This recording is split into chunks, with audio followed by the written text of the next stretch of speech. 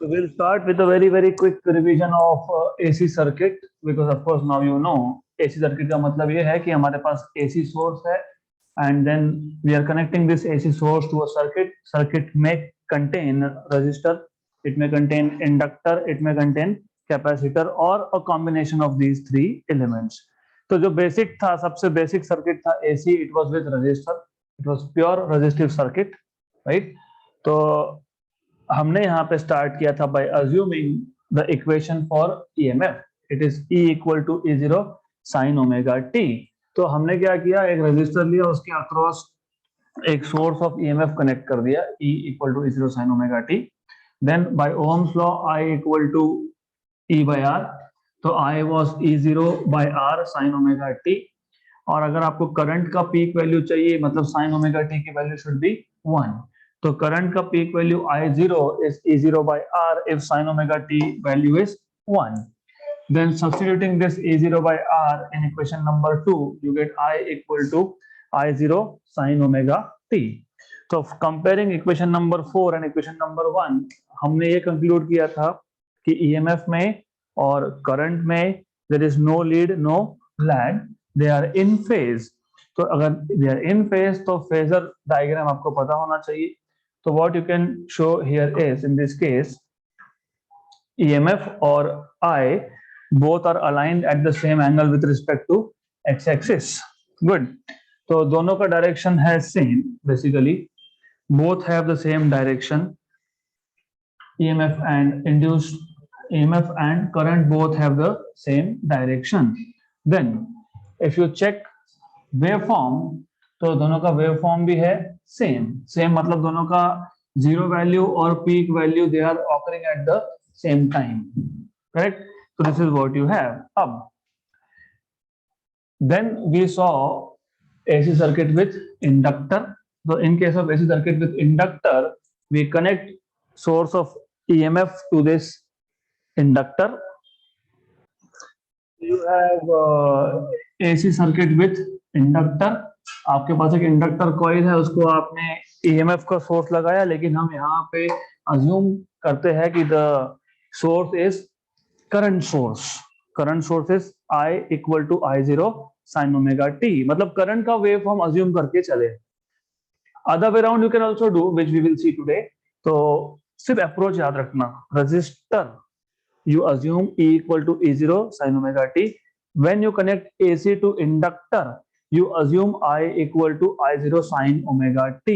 And because you have alternating current connected across inductor, current alternating है।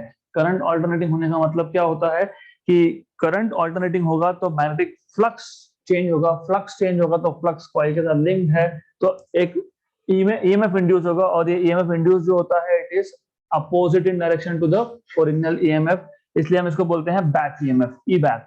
तो हमने कल ई बैक देखा था, it is turning out to be -L di/dt। मतलब इफेक्टिवली इस सर्किट में you have two EMF, one is the EMF that you connect which is E, and other EMF is induced EMF which is E back. So according to Kirchhoff's loop law, you have E minus E back, E plus E back equal to 0. तो E equal to minus E back minus of minus, तो हो गया plus. तो you have E equal to L di/dt, right? This is what you get. But I was assumed to be I0 sin omega t. तो जब derivative लोगे तो you will get cos omega t. Good. So you have equation for EMF E, which is equal to L I0 omega cos omega t. If cos of omega t is 1, then जैसे आपने पहले देखा, क्या देखा, current का maximum value, peak value कब था? जब साइन ओमेगा टी की वैल्यू मैक्सिमम थी। और ईएमएफ का पीक वैल्यू कब होगा? जब cos ओमेगा t की वैल्यू 1 होगी। तो you get E equal to Emax which is E0 L I0 omega, right? तो E is E0 cos omega t, but cos omega t is sin of omega t plus pi/2. तो by comparison with waveform of current, आप देख रहे हो current में है sine omega T और EMF में है sine omega T plus pi by 2, मतलब दोनों साइनोसॉइडल वेव्स है, लेकिन EMF is leading and current is lagging. तो you can show by this way, ये है आपका ईएमएफ विच इज लीडिंग मतलब वो एंटी क्लॉकवाइज में आगे है, this is current which is lagging, और दोनों में फेज डिफरेंस कितना है 90 डिग्री पाई बाई 2। ये था वन वे ऑफ रिप्रेजेंटिंग, ये है दूसरा वे ऑफ रिप्रेजेंटेशन। तो सेकंड जो मेथड है इसमें आप करंट को एक्स एक्सिस के अलोंग फिक्स कर देते हो and then you change only direction of EMF. EMF अगर लीड हो रहा है तो वो एंटी क्लॉकवाइज में आगे दिखाओगे, अगर लैग हो रहा है तो एंटी क्लॉकवाइज में पीछे दिखाओगे, मतलब you will show it over here. So we will see that also, हम देखने वाले हैं उसको। Good, then if you look at the wave form, current का वेव फॉर्म क्या था साइन, तो ये करंट का जो वेव फॉर्म है this is sine wave, you can see here, okay. And this wave form, this one is of EMF, क्योंकि EMF क्या है कोसाइन, राइट। तो this is how you can represent. अब मैंने आपको बताया था कि इसका अल्टरनेट मेथड भी है, तो I will do it for this one, only for this one. Capacitor के लिए हम अल्टरनेट मेथड नहीं देखने वाले। अगर in case, just in case, अगर आप ईएमएफ का वेव फॉर्म अज्यूम कर लेते तो उस केस में आफ्टर दिस स्टेप, इस स्टेप के बाद what you should have done is, सिर्फ यहां पे आप ऐसा लिखते दैट, ऑफ कोर्स ये बाकी है, ये भी देखेंगे, तो डोंट वरी अबाउट दैट। आपके पास क्या था, E equal to L di by dt shift, तो you will get E dt upon L equal to di, then you will integrate. Good. अब L तो कांस्टेंट है, E0 sin ओमेगा t और di का integration आएगा I। E0 भी constant है तो E0 by L, साइन का minus cos omega t upon omega equal to I, correct. फिर I इक्वल टू माइनस, अब माइनस है याद रखना, माइनस को हम अलग कर देंगे, E0 by omega L minus cos of omega t equal to I. EMF का वेव फॉर्म क्या लिया था आपने, E equal to E0 sine omega t, correct. और यहाँ पे आपको मिलता है माइनस कॉस ओमेगा टी, तो एक साइन है एक कोसाइन है, मतलब फेज डिफरेंस कितना है पाई बाई 2, और यहाँ पे माइनस साइन है, इसका मतलब current is lagging and who is leading EMF. तो यहाँ पे भी तो हमने वही बताया, who is leading EMF and who is lagging current, तो that is also good. And one last thing that we should of course know is this, आप जब पीक वैल्यू की बात करते हो तो पीक वैल्यू के लिए cos ऑफ ओमेगा टी की वैल्यू आती है 1, तो peak value E0 becomes L I0 omega. Clear यहां तक? Now what you have is, ये आपको मिल गया, तो अब E0 by I0 is omega L। Book to book लिखने का तरीका अलग है, सम बुक्स विल से कि E0 by I0 it looks like resistance, some books will say E0 by root 2 upon I0 by root 2। what is E0 by root 2?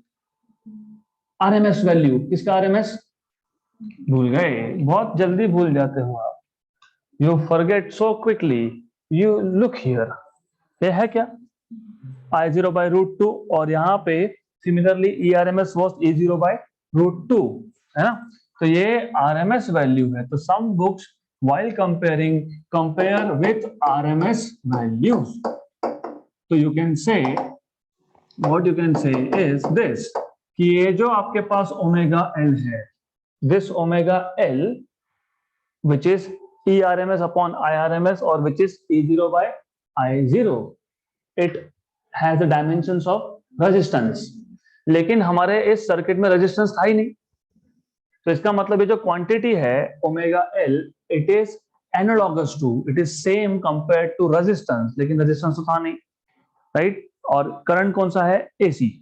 तो the resistance offered by inductor to AC is called as inductive reactance. So this quantity omega L is like resistance और is called as inductive reactance. तो ये याद रखना, and इसको हम denote कर देते हैं XL से।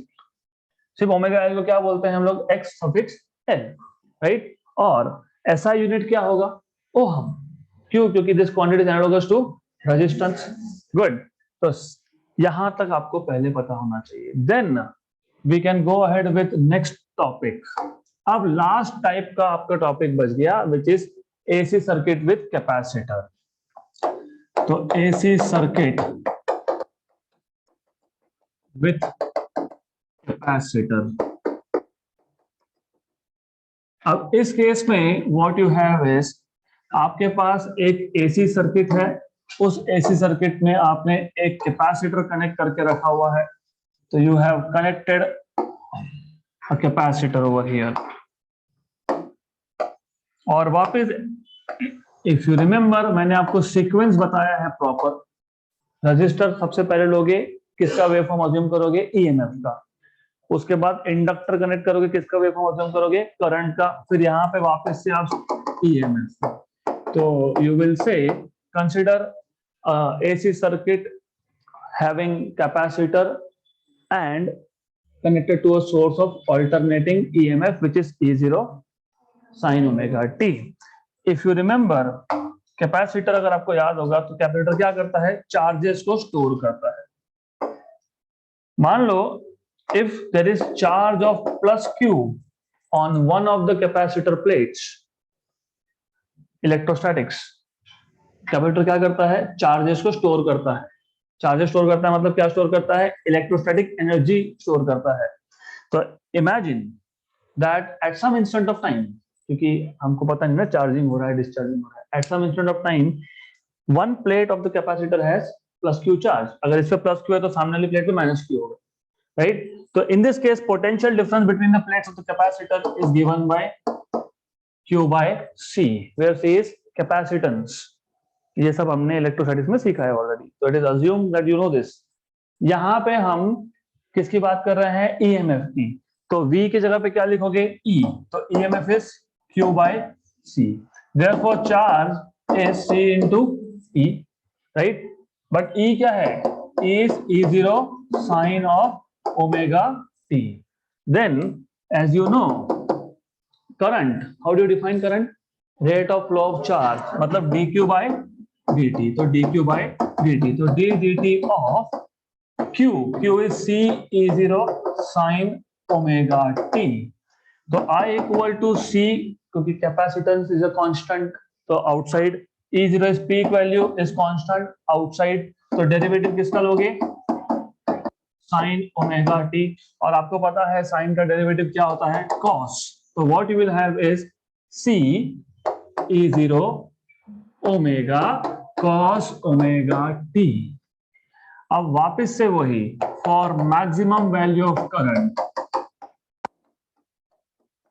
For max value of current मतलब you should have cos of omega t equal to 1।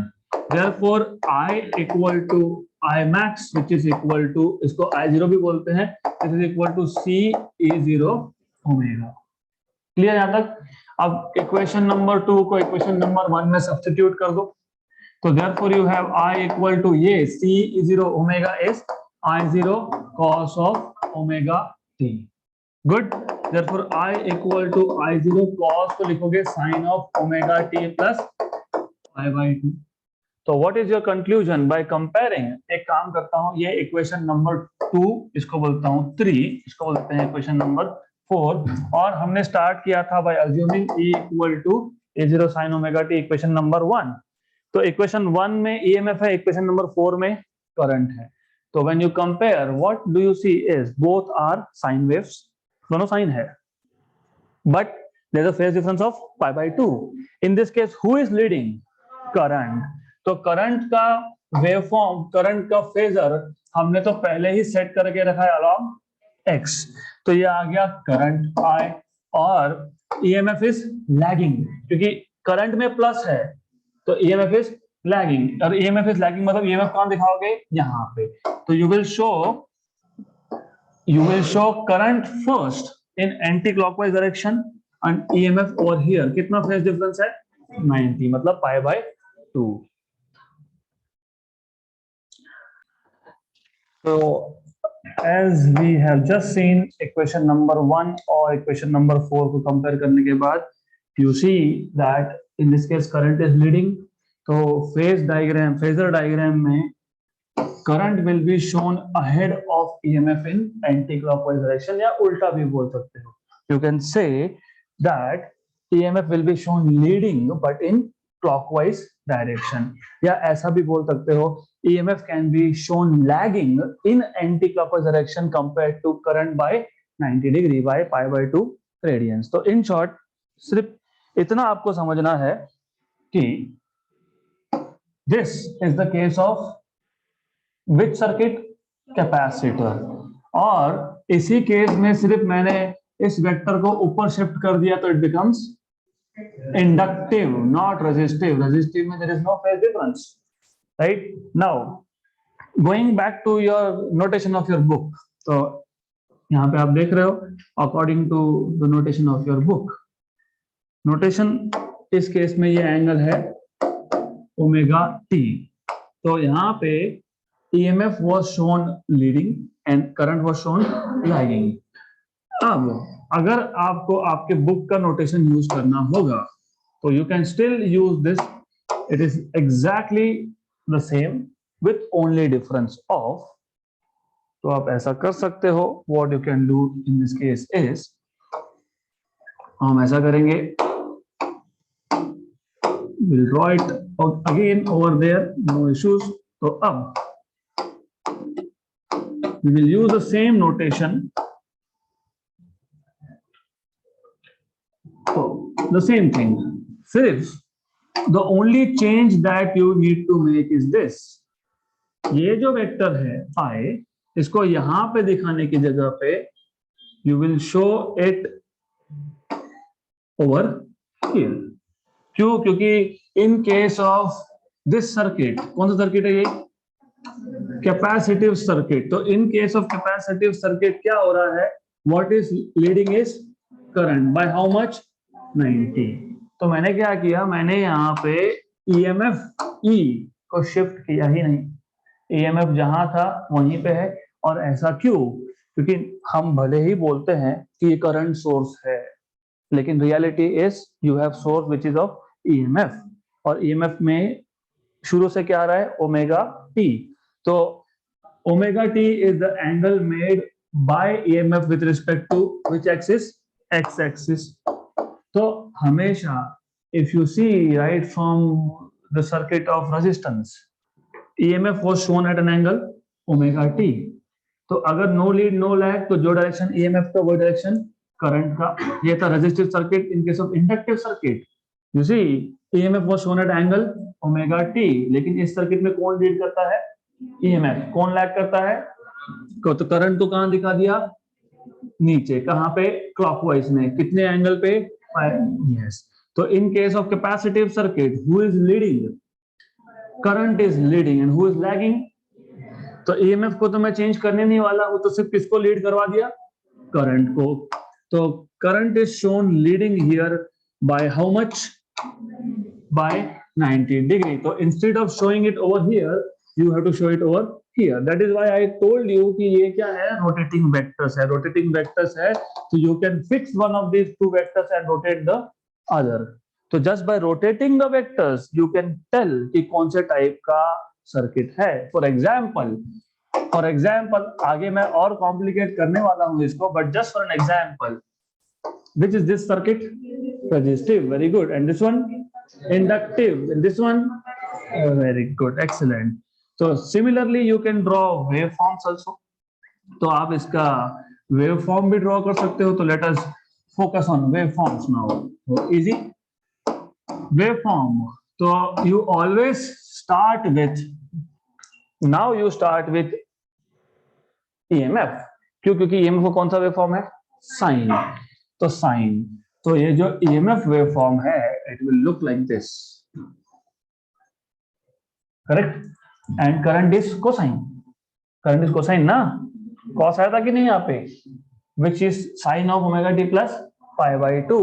तो ऑब्वियसली आपको पता होना चाहिए ये है पीक ऑफ ईएमएफ, और ये जो एक्सिस है ये है omega T axis, and for current you will get more और लेस लाइक दिस, तो कोसाइन वेव मिलेगा आपको। This is peak value of current I0।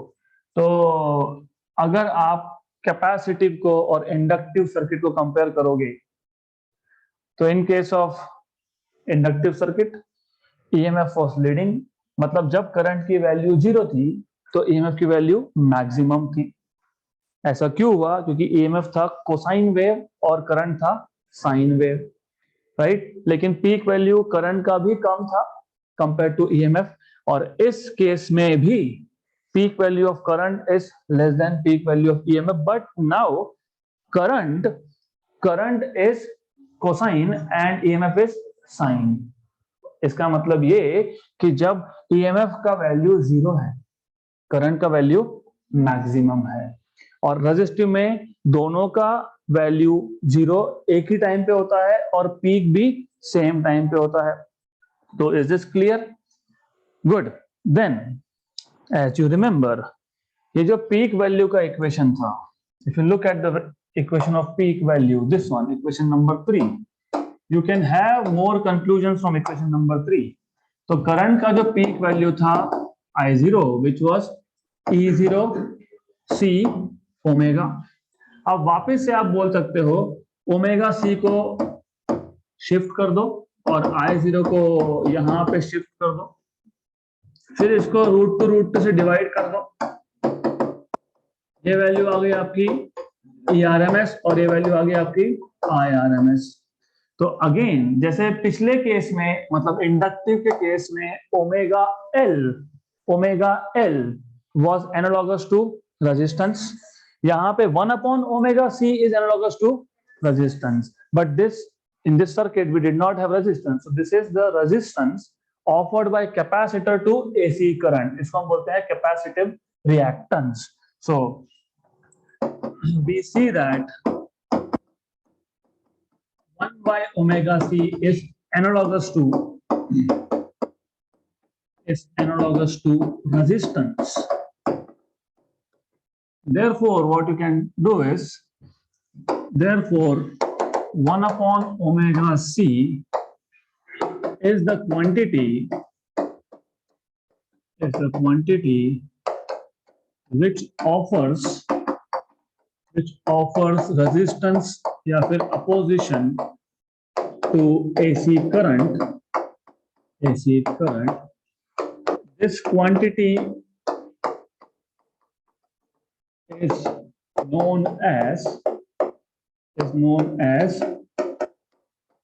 capacitive reactance and is denoted by, जैसे उसको XL हुआ था, इसको XC बोलेंगे। XL था ओमेगा L, XC आएगा 1/ωc, और इसके ऐसा यूनिट क्या होंगे? Ohm, because this is nothing but resistance.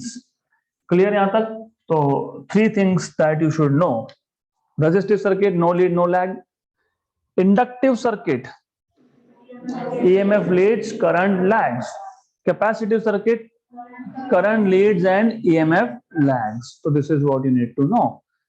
All right, so before we go ahead with next topic, क्योंकि अगले टॉपिक में हम तीनों के तीनों L, C और R, मतलब रेजिस्टेंस, इंडक्टेंस, कैपेसिटेंस तीनों एक साथ लगा देंगे, वो उसका उस सर्किट का एनालिसिस करने से पहले let us solve some basic questions. तो example 13.1, an alternating voltage is given by, तो आपको गिवन क्वांटिटी में दिया है waveform of EMF E equal to 6 sin of 314t. You are supposed to find out number one peak value किसका? EMF का, of course, मतलब E0। Number 2 frequency, omega नहीं, linear frequency. बोला क्या? ओमेगा एंगुलर फ्रीक्वेंसी नहीं, मतलब linear frequency which is F। Number 3 time period, t, and number 4 instantaneous value मतलब value of EMF but at t equal to 2 milliseconds, right? तो 2 milliseconds है वो, ये पता होना चाहिए. So this is what you're supposed to find out, and of course हम लोग डायरेक्टली स्टार्ट करेंगे सॉल्यूशन से, क्योंकि फॉर्मूला तो एक ही अप्लाई करना है. E equal to E0 sine of omega t, equation number 2, or given is equation number 1. So by comparing 1 and 2, by comparing equation number 1 and 2, you get peak value E0 equal to 6. You get omega as 314. और आपको पहला question तो यहीं solve हो गया. E0 you have 6 volt of course. Okay, तो अब omega आपको पता होगा, omega is 2 pi f, therefore 2 pi f equal to 314. Extremely simple. If you know what is pi value, 3.14. So 2 into 3.14 into f equal to 314. Ones are and hundreds are. 3.14 और 314, ones are and hundreds are, ones are and 50s are. तो आपको मिल गया f की value equal to 50 hertz. तो you have frequency of 50 hertz here. Okay, then next part में क्या find करने के लिए बोला है? Time period. ये तो और भी सिंपल है. Time period is 1 upon frequency, मतलब 1 by 50. अब 1 by 50 मतलब 1 by 5 into 10. 10 ऊपर आके 10 power minus 1. 1 by 5 is 0.2. 0.2 into 10 power minus 1 मतलब 0.02 सेकेंड. तो मिल गया time period. Then last but not the least, E equal to, आपको इंस्टेंटेनियस पूछा है, तो इंस्टेंटेनियस E विल बी, जो इक्वेशन दिया है वो क्या इक्वेशन दिया है हमको? 6 साइन ऑफ 314 इंटू टी, है ना? इंटू टी था तो इंटू टी है यहाँ पे. तो EMF E at t equal to 2 milliseconds is 6 sine of 314 2 into 10 power minus 3. क्योंकि मिली सेकेंड है ना, तो मिली मतलब 10 पावर माइनस 3. नाउ 6 साइन ऑफ, एक काम करो, इसके जो 2 0 10 पावर माइनस 3 ना, तो 10 पावर माइनस 3 इसको दे दो. क्या होगा? 2 इंटू 3.14 और क्या आएगा? 10 पावर माइनस 1. तो ये क्या आएगा? Sine of 2 pi into 10 power minus 1, right? मतलब ये नीचे आ जाएगा तो बन जाएगा बाय 10. करेक्ट? गुड, है ना? तो पाई बाय 5. ऑलराइट, तो सॉल्व तो करना पड़ेगा इसको. क्या करेंगे? How will you solve this? What will be the value of this? क्या आएगा वैल्यू? हाँ, sine of 2 pi equal to 0 होता है. Very good, excellent, that is good. But still I want to know how will you do this, क्योंकि नीचे 10 भी तो है, 10 पर माइनस 1. तो साइन ऑफ 2 पाई इंटू 10 पर माइनस 1 मतलब 0.2 pi. What is this? How will you solve this? Can you directly write down it is 0? If yes, how? If not, what trigonometric identity will you be using? That is what I want to know. क्योंकि तुम directly 0 लिख ही नहीं सकते इसको. क्यों नहीं लिख सकते? Sine 0 is 0, sine 2 pi is 0, sine 4 pi is 0, sine 6 pi is 0, sine 8 pi is 0, but sine of 0.2 pi is not 0. तो क्या करेंगे? Sine of pi by 5. What is pi value? 180. What is 180 by 5? What is 180 by 5? That is why I told you ये है 2 pi. 2 pi और 10 power minus मतलब 10, मतलब 6 sine of pi by 5. 180 by 5. बहुत सोचते हो. 36 sine of 36 degrees. This you will get from sine table. तो So you have to see what is sine of 36 degrees and multiply by 6. So whatever value you get, and this is nothing but जो भी आएगा sine of 36 multiplied by this. I think this is turning out to be, do you have log tables? Just check quickly what is sine of 36. मेरे पास answer नहीं है. Quick. What is sine of 36 degrees? Sine of 36 degrees. 36.89 is human body temperature, normal. 0.99 is something, मतलब roughly 1. You should know what is the value of sine 36, sine of pi by 5. तो ये आप खुद करो या फिर otherwise what I suggest is यहाँ तक लिख के छोड़ दो. हाँ, because they have not given you value, you don't know. If in case अगर यहाँ पे 2 मिलीसेकंड की जगह पे 0.2 दिया होता तो बेस्ट होता, या फिर 20 देना चाहिए था. 20 देते तो क्या होता, 20 मिलीसेकंड. What is 20 millisecond? 20 × 10⁻³ मतलब कितना, 20 × 10⁻². अगर ये -2 आता तो बेस्ट. क्यों? क्योंकि फिर यहाँ पे ये बचता नहीं, मतलब 2 pi. What is sine of 2 pi? 0. Okay, so that's what you need to do, and this is how you're supposed to solve this question. Next question. An alternating voltage is given by E 140 sine of 3142t is connected across a pure resistor of value 50 ohm. Find number 1 frequency of the source, matlab you're supposed to find out what is F. Number 2 RMS current IRMS, which is I0 by √2, मतलब पहले peak value find करो. Okay, so these are the two things that you're supposed to find out, and obviously you must be knowing formula now. अब तो पता ही है आपको क्या करना होगा. You have to find out IRMS. IRMS is I0 by √2. F का तो कोई issue नहीं, just compare. तो formula, what formulas you will be needing is number 1 आपको ये चाहिए E equal to E0 sin of omega t. Then ये पता है, then आपको पता होना चाहिए कि IRMS is I0 by √2. अब I0 कैसे फाइंड करोगे? I0 is E0 by R, तो ये पता होना चाहिए. I0 is E0 by R. ये 3 फॉर्मूला लगने वाले हैं आपको, and a very simple solution, क्योंकि you will start by comparing equation number 1 and 2. So by comparing equation number 1 and 2, what you will get is, compare कर लो, you will get omega as 3142.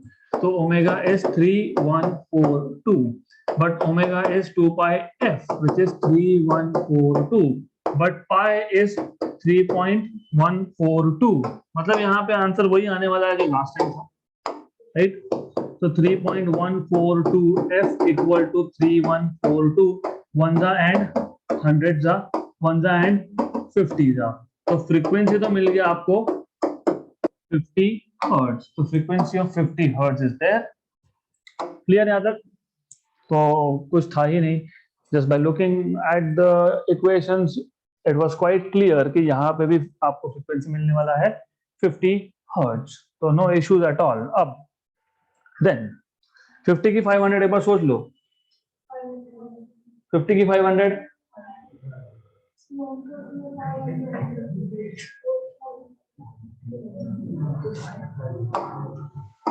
अब ऐसा है, you have to look at numbers carefully. 2 pi, pi कितना? 3.142. 3.142 मतलब 3142 into 10 power minus 3 into f, which is equal to 3142. Cancel and cancel. तो ये आ गया f equal to ये 1/2 into 10 power -3, 10 पावर -3 ऊपर जाएगा तो क्या होगा, 10 पावर +3 मतलब कितना, 1000, मतलब कितना, 500 hertz, not 50 hertz. Good. Then what else you want is IRMS. Simple है. अगर तुमको IRMS चाहिए तो IRMS के लिए आपको I0 चाहिए. I0 is E0 by R. हो गया. सिर्फ मैंने I0 की जगह पे क्या लिखा है, E0 by R और √2, और इससे भी even going ahead it is 0.707 times of peak. तो ये you can just solve this as 0.707 I0, but I0 is E0 by R. तो ये आ गया 0.707. What is E0? What is R? 50. पहले सबसे पहले 14/5 is 28/10 है ना, 14/5 is 28/10 मतलब 2.8. तो 0.7 into 2.8, 28 7 था, 28 7 था 196 पक्का. अरे जस्ट अ मिनट, 28 7 जा मतलब 28 10 जा माइनस 28 3 जा, 28 3 जा, 28 3 जा कितना होता है, 28 3 जा कितना होता है, 84. 84 माइनस कर लिया तो कितना आया, 196. Very good. यहाँ पे यह आएगा 1.96 किलोमीटर. नहीं, क्या फिर करंट है, करंट किसमें मेजर करते हो, एम्पियर. तो 1.96. तो exact answer, I have not done calculations, तो मैं मान के चलूंगा this is exact answer 1.96. So that's it for today. More questions tomorrow in the next session, I mean.